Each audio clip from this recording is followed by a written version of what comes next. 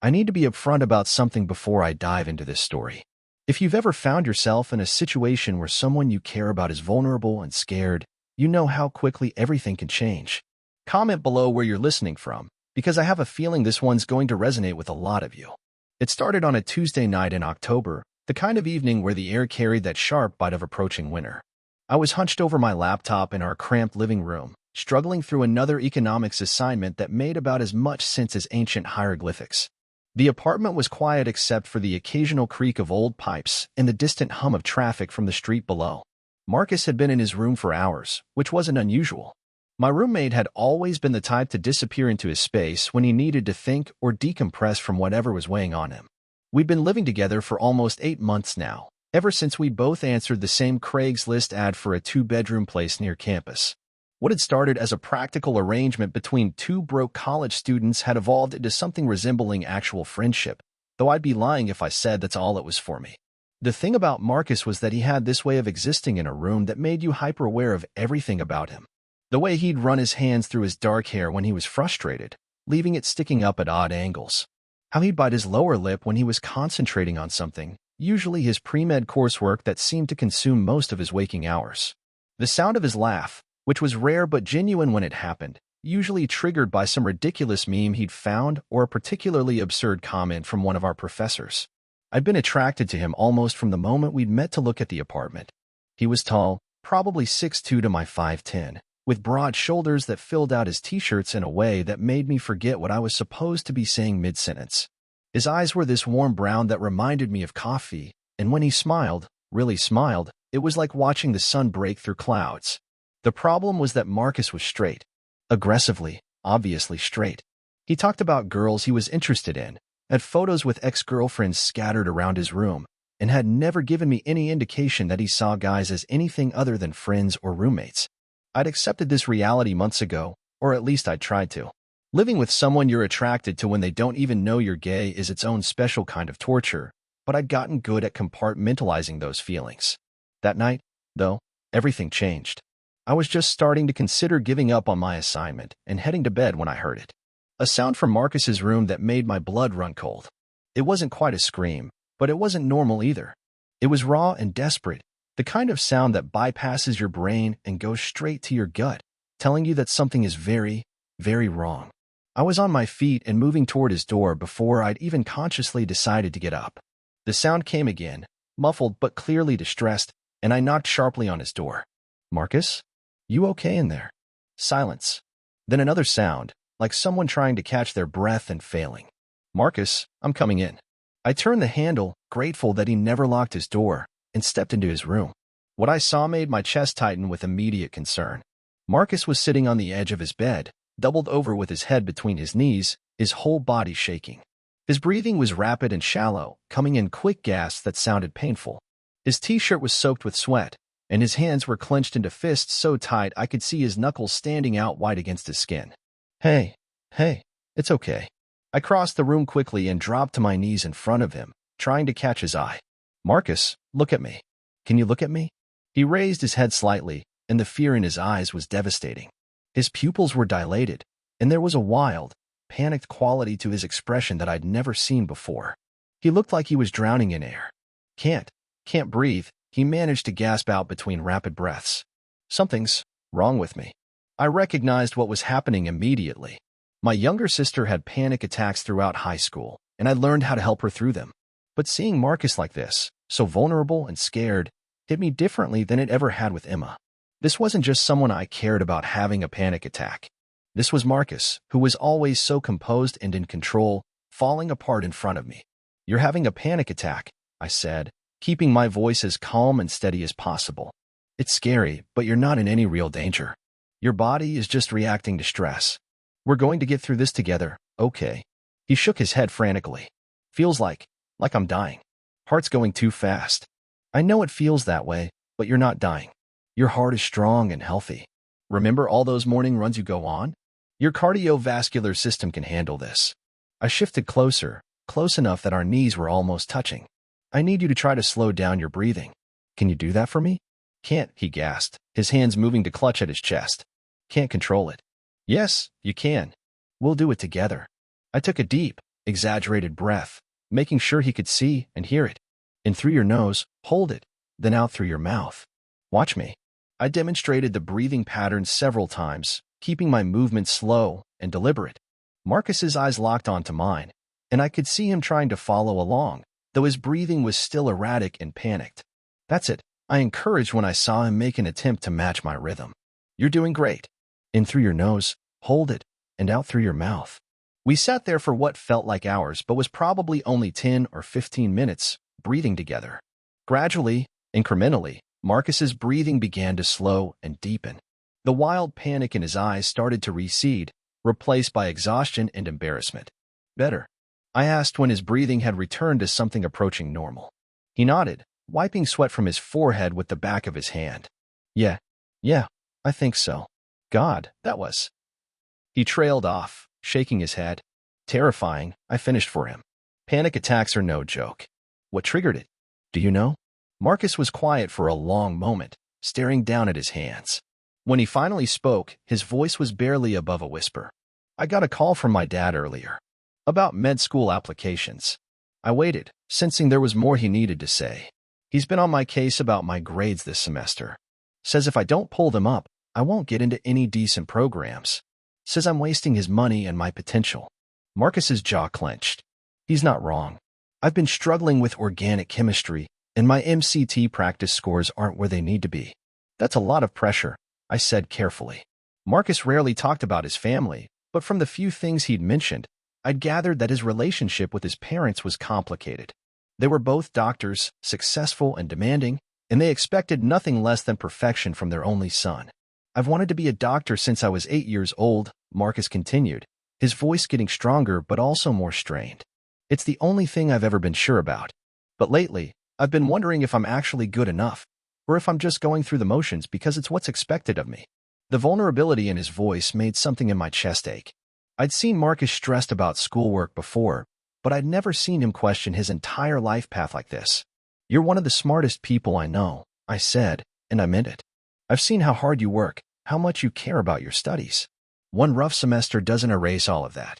He looked up at me then, really looked at me, and there was something in his expression that I couldn't quite read. Gratitude, maybe, but also something deeper. Something that made my pulse quicken despite the circumstances. Thank you, he said quietly, for helping me through that. I don't know what I would have done if you hadn't been here. You don't have to thank me. That's what friends do. The word friends hung in the air between us, and I immediately wished I could take it back. Not because it wasn't true, but because it felt inadequate for whatever was happening in this moment. We were still sitting close together, close enough that I could smell his shampoo and see the flecks of gold in his brown eyes. Close enough that if I leaned forward just a few inches, I could. I forced myself to push that thought away. Marcus had just had a panic attack.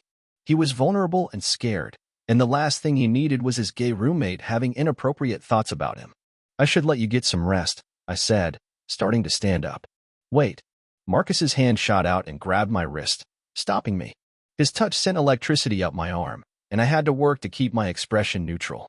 Would you mind staying for a few more minutes? I don't really want to be alone right now. The request was so unlike Marcus, who valued his independence and privacy above almost everything else, that I sat back down immediately. Of course. Whatever you need. He released my wrist but didn't move away. If anything, he seemed to shift slightly closer. I keep feeling like it's going to happen again. Like the panic is just waiting to come back. That's normal after a panic attack, I assured him. Your nervous system is still on high alert. It'll calm down, but it might take a little while. We sat in comfortable silence for a few minutes. Marcus's room was dimly lit by just his desk lamp, casting long shadows across the walls. I could hear his breathing, steady now but still deeper than usual, and the sound was oddly comforting. It meant he was okay, that we'd gotten through the worst of it together. Can I ask you something? Marcus said suddenly. Sure. How did you know what to do? You handled that like you'd done it before. I hesitated, not sure how much to share. My sister used to get panic attacks in high school. I learned some techniques to help her through them. Is she okay now? Yeah, she's doing much better. She learned some coping strategies, and she doesn't get them nearly as often anymore. I paused, then added, but it took time, and it took her accepting that she needed help. There's no shame in talking to someone if these keep happening. Marcus nodded thoughtfully. I've never had one before. Not like that. I mean, I've been stressed and anxious, but that was intense. They can be. And sometimes they come out of nowhere, even when you think you're handling everything fine. Is that what happened to your sister? I considered how to answer that. Emma's panic attacks had started after she'd come out to our parents and things had gone badly. The stress of hiding who she was, combined with their rejection, had triggered months of anxiety and panic. But that wasn't really my story to tell, and it hit a little too close to home for my own comfort. She was dealing with some personal stuff, I said vaguely.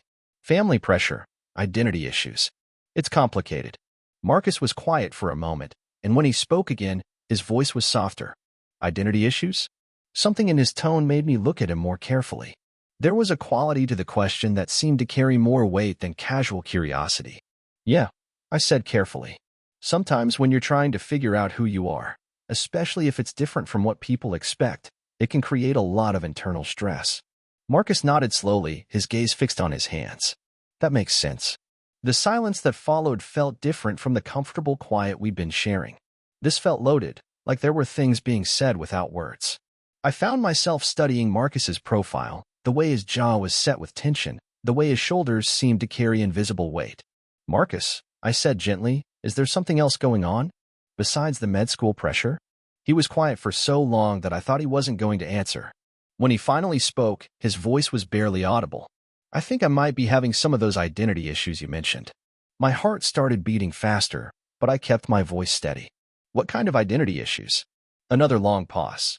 Marcus ran his hands through his hair, leaving it disheveled in that way that always made him look younger and more vulnerable. I don't know how to say this, he said finally. I don't even know if I should be saying it. You can tell me anything, I said, and I meant it completely. Whatever it is, it's safe with me. He looked at me then, really looked at me, and I saw fear in his eyes again. Not the same wild panic from earlier, but a different kind of fear. The fear of someone standing at the edge of a cliff, trying to decide whether to jump. I think I might be. He stopped, shook his head, started again. I've been having these thoughts lately. About guys. About. He gestured vaguely between us. About you. The words hit me like a physical blow. Not painful, but shocking in their intensity. I felt like all the air had been sucked out of the room, like the world had shifted on its axis and I was struggling to find my balance. About me.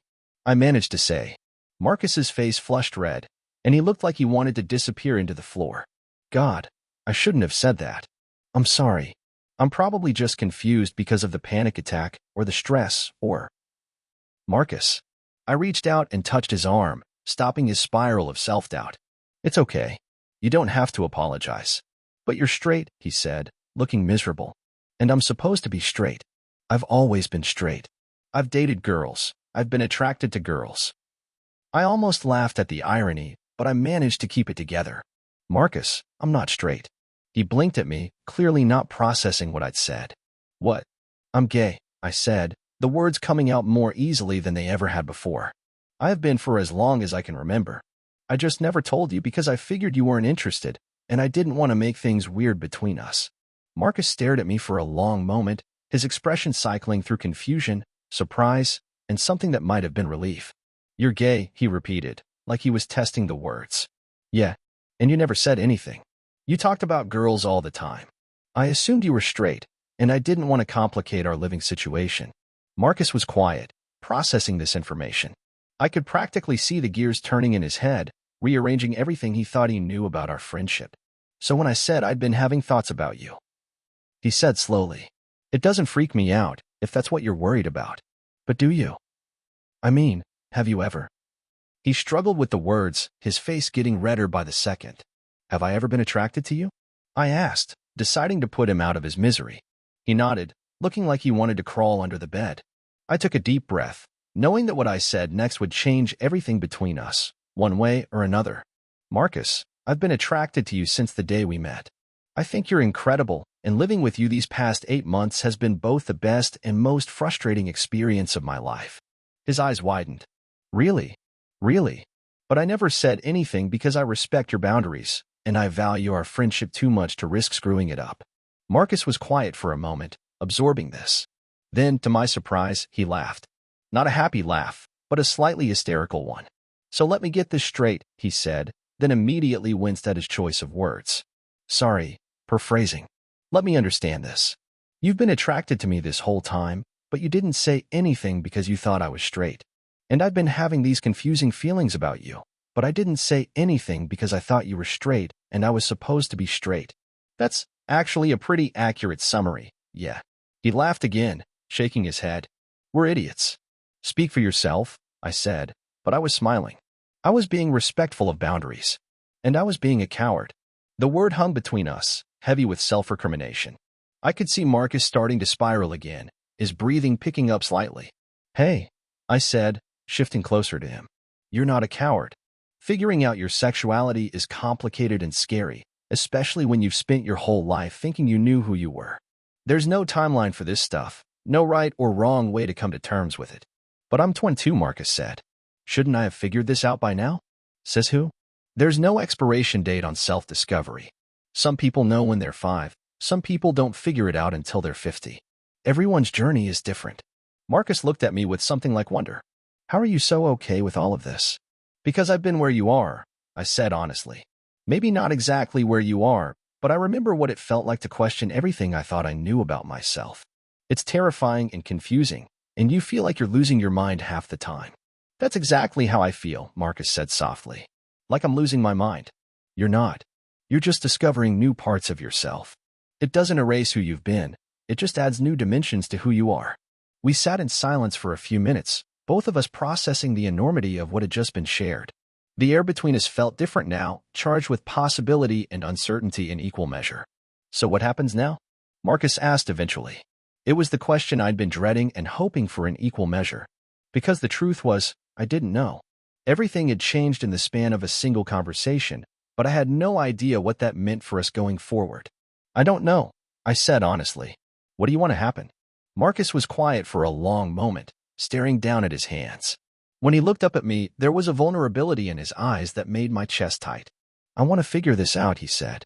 I want to understand what I'm feeling, and I want to explore it. But I'm scared. What are you scared of? Everything, he said with a shaky laugh. I'm scared of what my parents will think, what my friends will think. I'm scared of not being good enough at this, of not knowing what I'm doing. I'm scared of ruining our friendship if this doesn't work out. Those are all valid fears, I said. But can I tell you something? He nodded. You don't have to figure everything out tonight. You don't have to come out to anyone before you're ready. You don't have to put a label on anything if you don't want to. The only thing you have to do is be honest with yourself about what you're feeling. And what if what I'm feeling is that I want to kiss you right now? The words were spoken so quietly I almost missed them, but they hit me like a thunderbolt. Marcus was looking at me with an expression I'd never seen before, nervous but determined, like he'd finally worked up the courage to jump off that cliff. Then you should probably know that I want to kiss you too, I said, my voice rougher than I intended. Yeah. We were sitting close enough that I could feel the warmth radiating from his body, could see the slight tremor in his hands as he reached up to touch my face. His fingers were gentle against my cheek, tentative but sure, and I leaned into the touch without thinking. I've never kissed a guy before, he whispered. That's okay, I whispered back. It's not that different from kissing anyone else. Will you show me? Instead of answering with words, I leaned forward slowly, giving him plenty of time to change his mind or pull away. But he didn't. Instead, he met me halfway, and our lips touched in the softest, most tentative kiss imaginable. It lasted only a few seconds, barely more than a brush of lips, but it was electric. When we pulled apart, Marcus's eyes were wide with wonder and something that looked like relief. Okay, I asked. More than okay, he said, and this time when he leaned in, there was nothing tentative about it. The second kiss was deeper, more confident. Marcus's hand slid from my cheek to the back of my neck, his fingers tangling in my hair as he pulled me closer. I could taste the mint of his toothpaste, could feel the slight roughness of his chin against mine, and it was everything I'd imagined and nothing like I'd expected all at once. When we finally broke apart, we were both breathing hard. Marcus rested his forehead against mine, his eyes closed, and I could feel the rapid beat of his heart where our chests were pressed together. Wow, he breathed. Good wow or bad wow? He opened his eyes and looked at me, and the smile that spread across his face was radiant. Definitely good wow. I couldn't help but smile back. I'm glad. I can't believe I waited this long to do that, Marcus said, his thumb tracing along my jawline. I can't believe I was so scared of something that feels this right. Fear is normal, I said. But you don't have to be afraid with me. We can take this as slow as you need. Figure things out together. What if I don't want to take it slow? The question caught me off guard, and I pulled back slightly to look at him more clearly. Marcus, you just had a panic attack a few hours ago. You've had a lot of revelations tonight.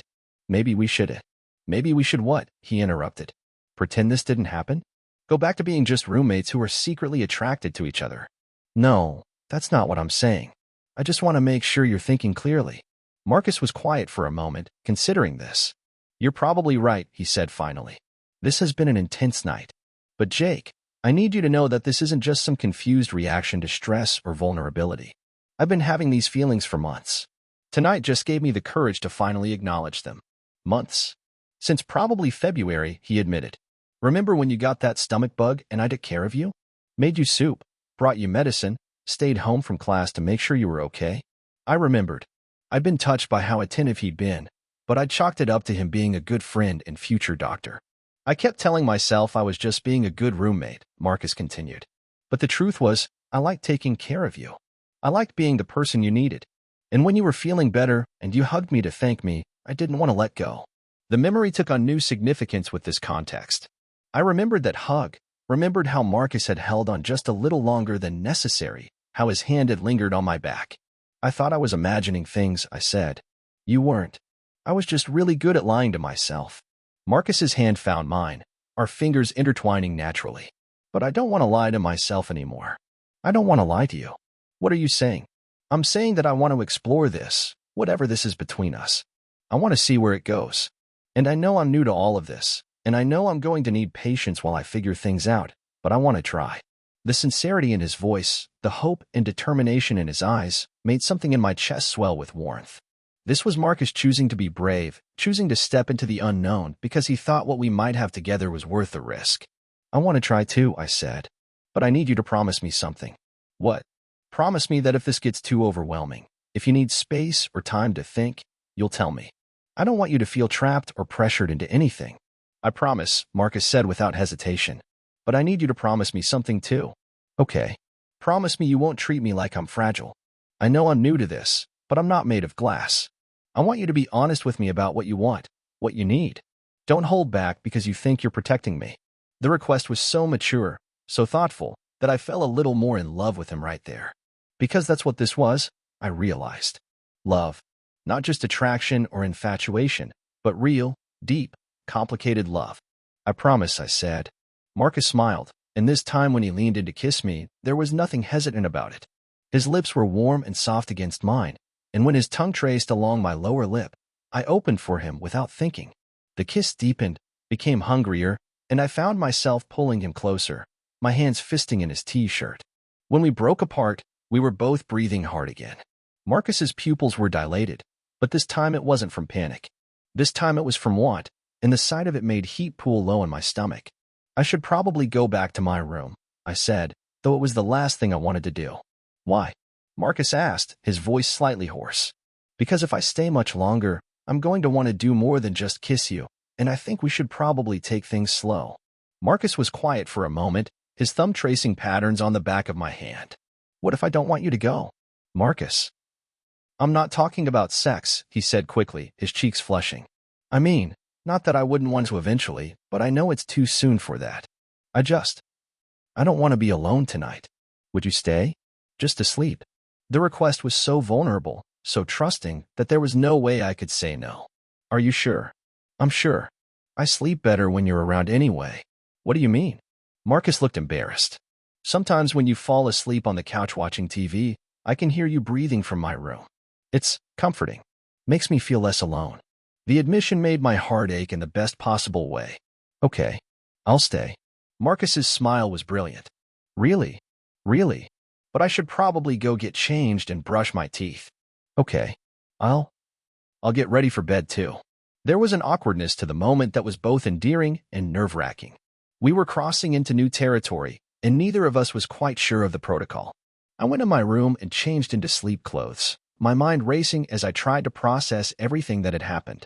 A few hours ago, Marcus had been my straight roommate who I had a hopeless crush on. Now he was, what? My boyfriend? My something? We hadn't put labels on anything, but the shift was seismic. When I returned to Marcus's room with my toothbrush, he was already in bed, wearing a pair of pajama pants and a t-shirt. He turned off the overhead light, leaving just the soft glow of his bedside lamp. The sight of him there, waiting for me, made my stomach flutter with nervous excitement. "Which side do you want?" he asked as I headed to his bathroom to brush my teeth. "I'm not picky," I called back, trying to sound more casual than I felt. When I emerged from the bathroom, Marcus had scooted over to the left side of the bed, leaving the right side open for me. I hesitated for a moment at the edge of the bed, suddenly aware of how intimate this was, how much trust Marcus was placing in me. "Second thoughts?" Marcus asked, and I could hear the vulnerability in his voice. "No," I said, climbing into bed beside him. "Just processing." The bed was a double, big enough for both of us, but small enough that we couldn't avoid being close. I settled onto my back, acutely aware of Marcus's warmth beside me, the sound of his breathing, the faint scent of his shampoo on the pillow. "This is weird, isn't it?" Marcus said after a moment. "Good weird or bad weird?" "Good weird," he said, echoing my earlier question. "Definitely good weird." I turned onto my side to face him, and he did the same. In the dim light from the lamp, I could see the uncertainty in his eyes, but also determination and something that looked like contentment. "How are you feeling?" I asked. "About everything?" Marcus considered the question seriously. "Scared," he said finally. "But also relieved? Like I've been holding my breath for months and I can finally exhale." "That's a good way to put it." "What about you? How are you feeling?" "Honestly, like I'm dreaming and I'm afraid I'm going to wake up." Marcus reached out and touched my face, his fingers gentle against my cheek. "You're not dreaming." "Good," I said, leaning into his touch. "Because I really don't want to wake up from this." We lay there in comfortable silence for a while, just looking at each other, adjusting to this new dynamic between us. Marcus's hand had moved from my face to rest on the pillow between us, and I found myself studying his fingers, the way they moved slightly as he breathed. "Can I ask you something?" Marcus said eventually. "Of course." "When did you know that you were gay?" It was a question I'd been asked before, but coming from Marcus, it felt more significant. "I think I always knew on some level," I said. But I didn't have words for it until I was probably 13 or 14. I had this massive crush on my best friend's older brother, and that's when it really clicked for me. "Did you tell anyone?" "Not for a while. I was terrified of how people would react. I finally told my sister when I was 16, and she was amazing about it. My parents, that took longer." "How did they react?" "They struggled with it at first," I said honestly. "They're better now, but it took time." "What about your parents? Have you thought about how they might react?" Marcus was quiet for a long moment. "They're not going to handle it well," he said finally. "They have very specific ideas about what my life should look like. Doctor, wife, kids, the whole traditional package. This isn't part of their plan." "Their plan isn't your life," I said gently. "I know that, intellectually. But they've sacrificed a lot for my education, and I've spent my whole life trying to make them proud. The thought of disappointing them." He trailed off, shaking his head. "You're not disappointing them by being who you are. Try telling them that." I could hear the pain in his voice, the fear of rejection from the people whose approval mattered most to him. It was a fear I understood intimately. "You don't have to tell them anything until you're ready," I said. "And when you are ready, you don't have to do it alone." Marcus looked at me with surprise. "You'd be there with me?" "If you wanted me to be, yes." The offer seemed to overwhelm him. His eyes filled with tears, and he blinked rapidly, trying to hold them back. "Hey," I said, reaching out to touch his hand. "It's okay. I've been so scared of dealing with this alone. I never imagined I'd have someone who understood, someone who'd be willing to go through it with me." "You're not alone," I said firmly. "Whatever happens, however you want to handle this, you're not alone." Marcus squeezed my hand, his grip tight and grateful. "Thank you." "You don't have to thank me. This is what people do when they care about each other." "Is that what this is? Caring about each other?" The question was loaded with meaning, asking for definition and reassurance at the same time. I knew what he was really asking, and I knew my answer would set the tone for everything that came next. "I think it's more than that," I said carefully. "At least for me." "What do you mean?" I took a deep breath, knowing I was about to make myself completely vulnerable. "I mean, I think I'm falling in love with you, Marcus. I think I have been for months." His intake of breath was sharp and audible. "Really? Really? I know it's fast, and I know you're still figuring things out, so I don't expect you to say it back or feel the same way. I just wanted you to know where I stand." Marcus was quiet for so long that I started to worry I'd said too much, pushed too hard. But then he spoke, his voice soft and wondering. I think I might be falling in love with you too.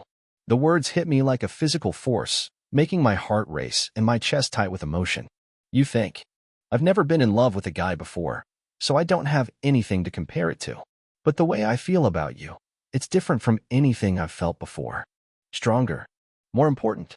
How do you feel about me? Marcus was quiet for a moment, gathering his thoughts. Like you're the best part of my day, every day. Like I want to tell you everything that happens to me, good or bad. Like when you smile at me, really smile, it makes everything else fade into the background. He paused, his cheeks flushing slightly. Like I want to wake up next to you every morning for the rest of my life. The last admission was spoken so quietly I almost missed it, but it hit me with devastating force. The picture he painted, of mornings together, of a shared life, was everything I'd been afraid to hope for. Marcus, I said, my voice rough with emotion. Too much, he asked, looking worried. Not too much. Perfect. Absolutely perfect. His smile was radiant, transforming his entire face. Really? Really? I want all of that too. I want everything with you. Marcus leaned forward and kissed me then, soft and sweet and full of promise. When we broke apart, he rested his forehead against mine, and I could feel his smile against my lips. I can't believe this is happening, he said. Believe it. I keep thinking I'm going to mess this up somehow. That I'm going to do something wrong because I don't know what I'm doing. You're not going to mess anything up, I said firmly. And even if you did, even if we both did, we'd figure it out together. That's what relationships are about. Is that what this is? A relationship. The question was tentative, hopeful, and I could see how much my answer meant to him. If you want it to be. I do, Marcus said without hesitation.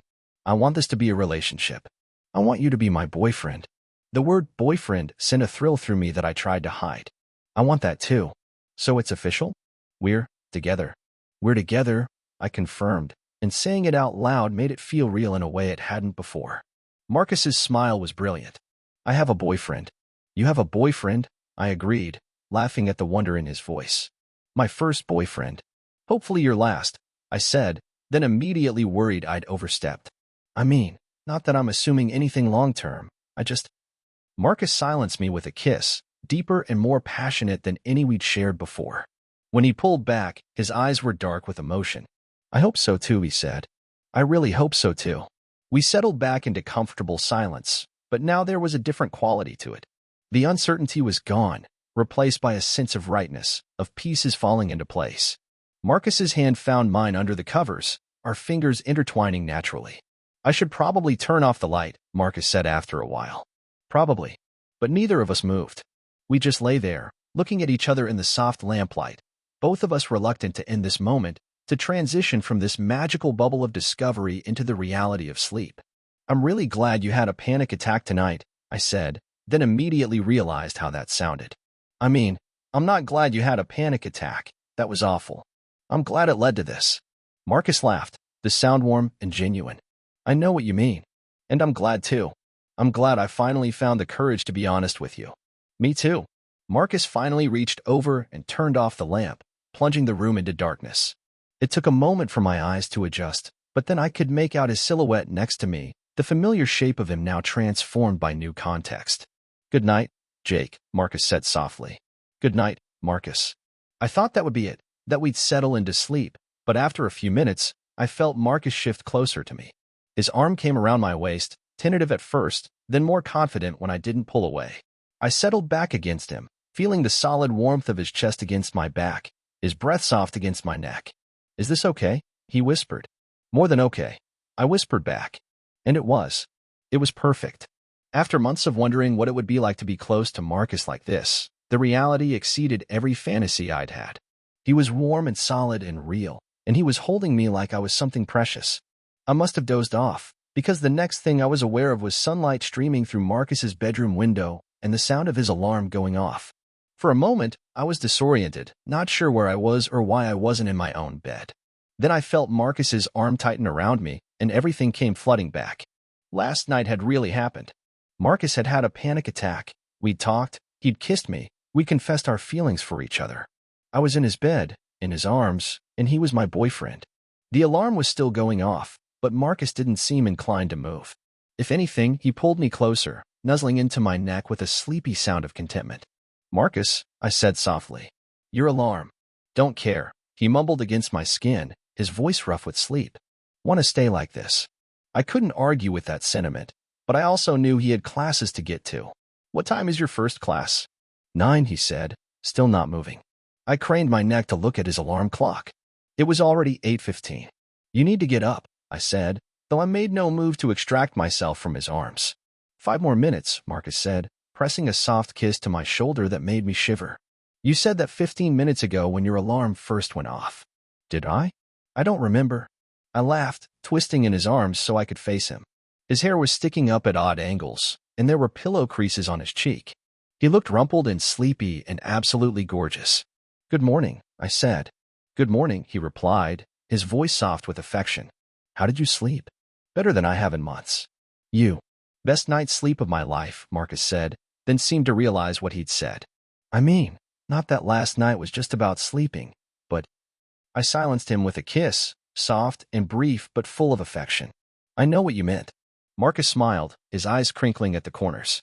I could get used to waking up like this. Me too. We lay there for another moment, just looking at each other, both of us marveling at how natural this felt. Then Marcus's alarm went off again, jarring us back to reality.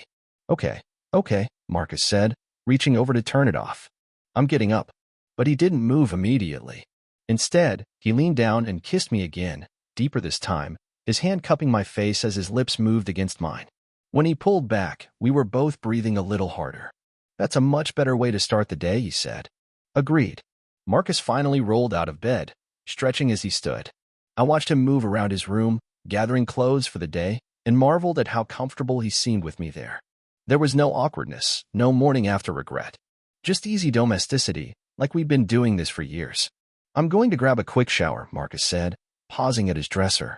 You're welcome to stick around, or if you want to go back to your room. I'll probably go back to my room, I said. I need to shower too, and I have a class at 10. Okay. Marcus hesitated, then asked, Will I see you later? I mean, I know we live together, but... You'll see me later, I assured him. We should probably talk about how we want to handle this. With our friends, I mean. And just in general. Yeah, we should. Marcus looked nervous suddenly. Are you having second thoughts? No, I said firmly, sitting up in bed. Are you? No, definitely not. This is all new for me. I want to make sure I don't mess it up. I got out of bed and crossed to where he was standing, reaching out to take his hands. Marcus, you're not going to mess this up.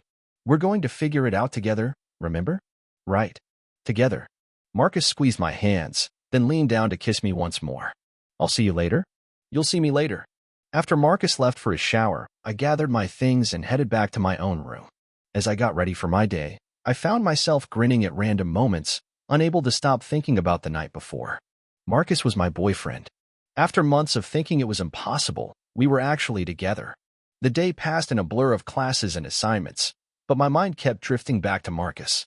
I found myself checking my phone constantly, hoping for a text from him, some acknowledgement of what had happened between us. But there was nothing, and as the hours passed, I started to worry that maybe he was having second thoughts after all. By the time I got home that afternoon, I was a bundle of nervous energy.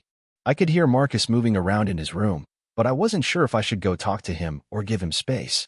We hadn't established any protocols for this new dynamic, and I didn't want to seem clingy or overwhelming. I was in the kitchen, stress-eating cereal directly from the box, when Marcus emerged from his room. He looked tired, and there was a tension in his shoulders that made my stomach clench with worry.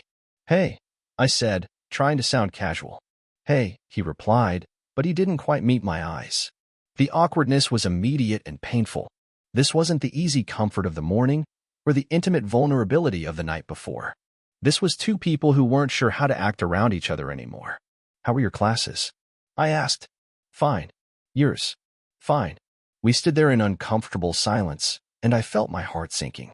This was exactly what I'd been afraid of. In the light of day, away from the emotional intensity of the night before, Marcus was realizing he'd made a mistake. Marcus, I started, not sure what I was going to say, but knowing I couldn't stand the tension anymore. I've been thinking, he said at the same time. We both stopped, waiting for the other to continue. Finally, Marcus spoke. I've been thinking about last night, he said, still not quite looking at me. About everything we said, everything we did. And I prompted, bracing myself for the worst. And I'm scared, Marcus admitted, finally meeting my eyes. I'm terrified, actually. Not because I regret it, but because I don't. Because it felt so right, and I want it so much, and I have no idea how to do any of this. The relief that flooded through me was so intense I had to lean against the counter for support. You don't regret it? No, Marcus said firmly. Do you? Not for a second. Marcus's shoulders relaxed slightly. Good. I was worried. I've been weird all day, and I was afraid you'd think I was having second thoughts. I was worried about the same thing, I admitted. You seemed distant when you got home. I wasn't distant. I was nervous. I didn't know how to act around you. Are we supposed to be different now? The same? I have no idea what the rules are. I couldn't help but smile at his honesty. I don't think there are rules. I think we just figure it out as we go. That's terrifying, but also kind of exciting, right? Marcus considered this, then nodded slowly. Yeah, exciting. The tension between us began to ease, replaced by something warmer and more familiar. This was the Marcus I knew, vulnerable and thoughtful and brave enough to be honest about his fears. Can I ask you something? Marcus said. Always. Last night, when we were talking about telling people about my parents. I know I said I wanted to take things slow with that, but I've been thinking about it all day. About what it means to be with you. Really be with you. What do you mean? Marcus ran a hand through his hair, a gesture I'd come to recognize as a sign that he was working through something complicated. I mean, if we're going to be together, really together, then at some point people are going to know. My parents, our friends, everyone. And I need to be okay with that, because you deserve better than being someone's secret. The thoughtfulness of the statement, the consideration for my feelings, made my chest tight with emotion. Marcus, I don't need you to come out to anyone before you're ready. I meant what I said about taking things at your pace. I know you did, but I've been thinking about what you said, about not living in fear. And I realized that I don't want to live in fear anymore. I don't want to hide who I am or who I'm with. What are you saying? Marcus stepped closer to me, close enough that I could see the determination in his eyes alongside the fear. I'm saying I want to tell people. Not everyone all at once, but I want to start. Maybe with some of our friends first, then work up to my parents. Are you sure? You don't have to do this for me. I'm not doing it for you, Marcus said. I'm doing it for us. Because I want to be able to hold your hand when we're out together. I want to be able to introduce you as my boyfriend, not just my roommate. I want to stop pretending that what I feel for you is anything less than what it is. The sincerity in his voice, the courage it must have taken to say those words, made me fall in love with him all over again. Okay, I said. If that's what you want, then okay. But we do it together, and we do it when you're ready. I'm ready, Marcus said. Or at least, I'm as ready as I'm ever going to be. Who do you want to tell first? Marcus thought about it for a moment. Maybe Tyler and Brendan? They're pretty open-minded, and they've been asking me why I never date anyone. Tyler and Brendan were Marcus's closest friends from his pre-med program, guys I'd met several times and genuinely liked. If Marcus was going to test the waters with anyone, they were probably a safe choice. When do you want to tell them? Soon. Maybe this weekend? We're all supposed to hang out on Saturday anyway. Okay. Do you want me to be there? Marcus nodded immediately. Yeah. I want them to see us together, to understand that this is real. Then I'll be there. Marcus smiled, the first genuine smile I'd seen from him all day. Thank you. For being patient with me, for supporting me. I know this isn't easy. It's worth it, I said simply. You're worth it. Marcus stepped closer, close enough that he could reach out and touch my face. I love you, he said, the words soft but sure. It was the first time either of us had said it without qualifiers, without uncertainty. Just a simple, honest declaration that made my heart race and my chest warm with happiness. I love you too, I said, leaning into his touch. Marcus smiled, brilliant and joyful, and then he was kissing me, right there in our kitchen in the middle of the afternoon. It was different from the kisses we'd shared the night before, less desperate and more sure. This was the kiss of two people who knew where they stood with each other, who had chosen to be brave together. When we broke apart, Marcus rested his forehead against mine, both of us breathing hard. I can't believe I almost let fear keep me from this, he said. But you didn't, I pointed out. You chose courage instead. We chose courage. We chose courage, I agreed. And as I stood there in Marcus's arms, I realized that this was just the beginning.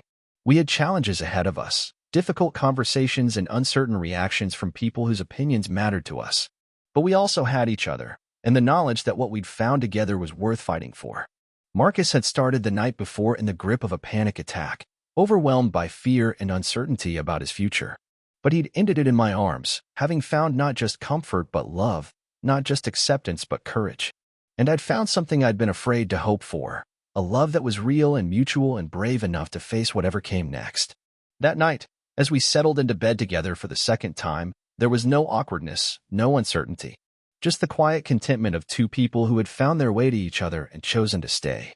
"Good night, boyfriend," Marcus said softly, his arm tightening around me. "Good night, boyfriend," I replied, smiling into the darkness. And as I drifted off to sleep, surrounded by Marcus's warmth and the promise of tomorrow, I knew that whatever challenges lay ahead, we would face them together. Because sometimes the most beautiful love stories begin with panic attacks and end with the courage to choose love over fear. Sometimes the person you think you can never have is lying right there beside you, waiting for you to be brave enough to reach for them. And sometimes, if you're very lucky, they reach back.